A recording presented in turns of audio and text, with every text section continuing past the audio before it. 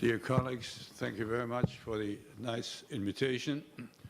I'm glad to be here among you, among the very few who are much interested in learning different techniques.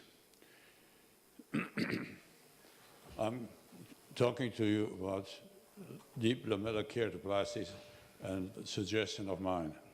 We should not encourage further such lamellar transplants. Through the work of Haller and Göttingen and Beracare in Bogota, lamellar keratoplasty seemed to be pursued by the curse of the inaccessible good visual acuity. It was certain that PK had better visual acuity until Anwar realized in Jeddah the necessity to bear decimase for an optimal lesions. Together with Klaus Teichmann, he developed the separation of decimase and parenchyma with air, called the Big Bubble. Thus, the proof was obtained that the same good visual acuity as with penetrate keratoplasty could be achieved with the lamellar technique while leaving decimase and then epithelium intact. In addition to Anwar's Big Bubble, dissection techniques were published by Arkilla, 1987, Francis Price, 89, Krumeich, 97, Subita, 97, Mellers, 1908. Despite the different techniques for denuding decimase, perforations in the range of 8 to 30% have been reported in most publications. The aim was to improve the safety of the procedure as a new technology. The water pillow technique, published in Climo 2008 and 2009 in Techniques of Ophthalmology, is now available according to Krumeich. But you still see that only 4% are doing deep lamellar keratoplasties. How is the procedure done, which I want to introduce to you? First, you need a map of the thickness of the recipient cornea. Here, for instance, we look for the thinnest point. Here it's 559, and you want to go with the trephine 90% deep, and you want to take off the 90% of the parenchyma. So next step is you use a trephine that you have zeroed before the operation. Zeroed yourself is better than depending on zero from the firms because you have to be exact as to 2 hundredths of a millimeter. So I'm using the guided trephine system.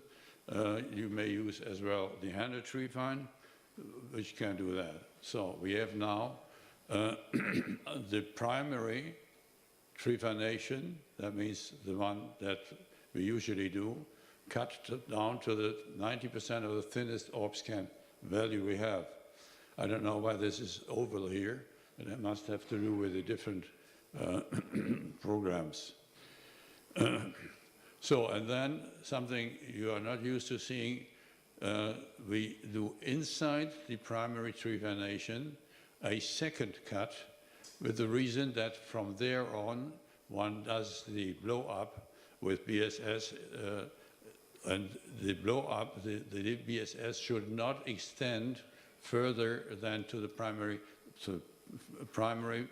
trephination. So this is done here.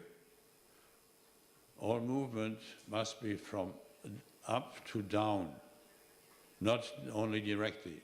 And what you can see here is nicely the BSS filling of the upper layers.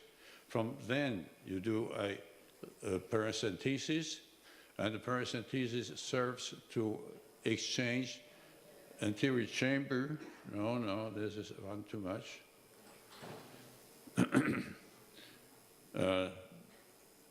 And here is the decisive observation that I made. If you put air into the anterior chamber, you have a guide.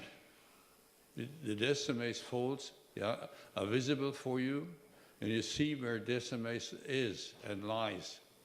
Now, you do this opening, do the air exchange, and then you remove the upper 90% of the upper parenchyma, and then you are left with decimase and very thin onlaying pre-decimetal layers. But you increase the depth from the predestimated layers to the bottom, and you do this in the following manner. Yeah, this is a cannula with the hole down, and you push hard to really get the distance, and you always can see very clearly that where the bottom of the blebs is. So from these pillows practically. And then you go into, again, this just jumps 2 instead of 1. Now,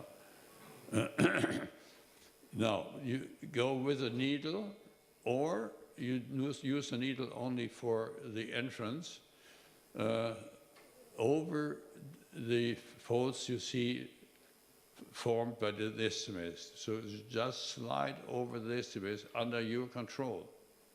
Yeah, this is a decisive difference to the big bubble technique, which you don't know if or not you are hurting isthmus membrane. So now we have opened. So again, first incision, then you take a probe and go along with the probe along these guides, the folding isthmus, and you cut it open from above. Okay. Now you take the Krumeich spatula and do cuts pretty much like in an orange, and you then remove these pieces to the periphery. Now you see this here, and if you watch it exactly, you see that the blade is not moving, but you are moving the pieces against the blade.